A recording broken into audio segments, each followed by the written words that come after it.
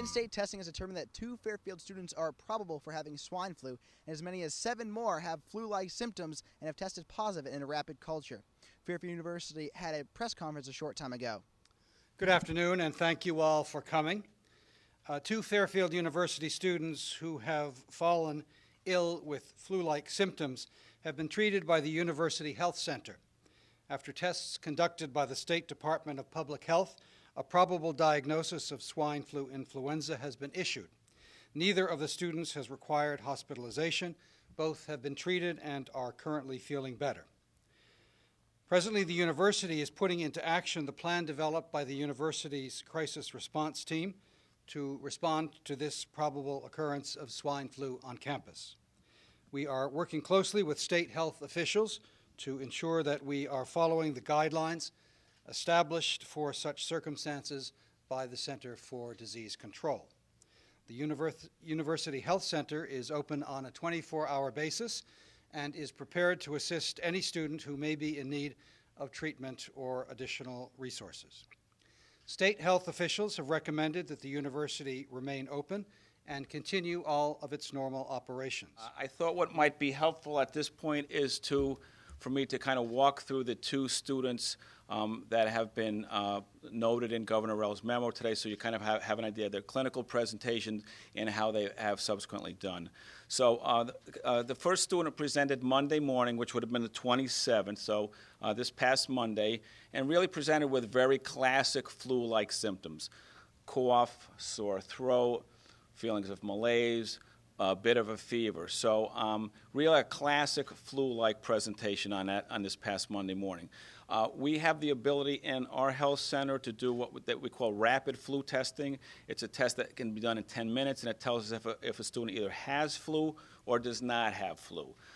So at that point in time, we felt, given the symptoms, and because it did present like a flu-like symptoms, we did do a flu test, and that test was positive. So at that point in time, we did know that this student did have the flu. Given the events that have occurred down in Mexico, and we did feel it was prudent at that point to get some direction from the local health department and from the state health department microbiology lab. So we did put calls into them, and it was suggested that, to be on the safe side, that we do further testing on that student so that we could do further typing on what exactly type of flu they have. So at that point in time, we did what is called a nasopharyngeal viral culture, which is a test that is a swab that goes kind of down your nose, down to the back of your throat, and it's put in a viral medium, and that is sent up to the state microbiology lab for further testing.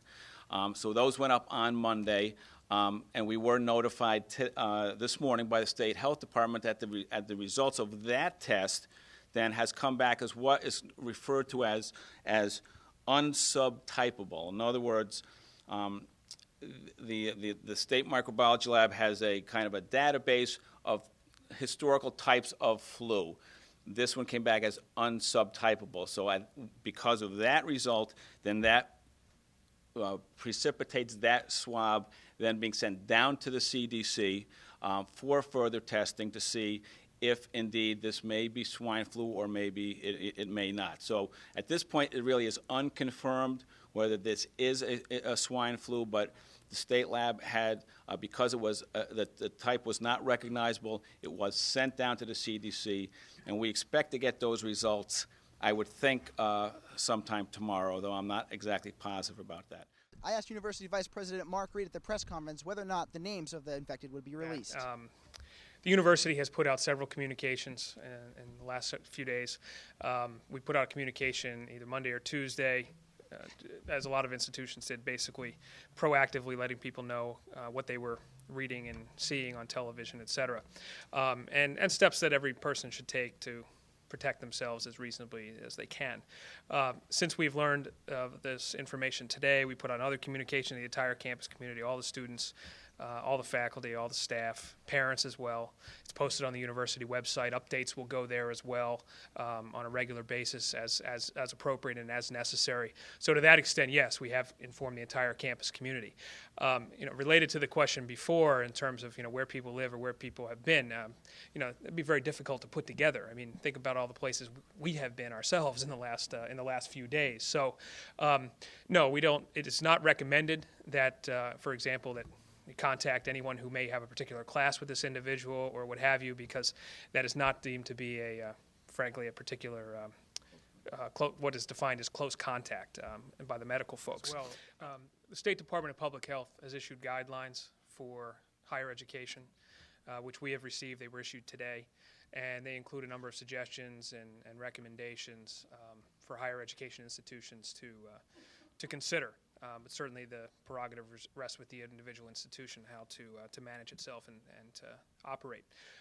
We obviously are monitoring those guidelines regularly, as I'm sure every college and university in the state is doing, and we will continue to review those. And currently the guidelines that have been issued are frankly reflected in what it is that we're doing here, and that's one of the reasons why the university remains open and will remain open with normal operations, normal activities, as scheduled going forward, and the health center will continue to do what it does. For the Ham Channel, Fairfield University's student media, I'm Steve Botari.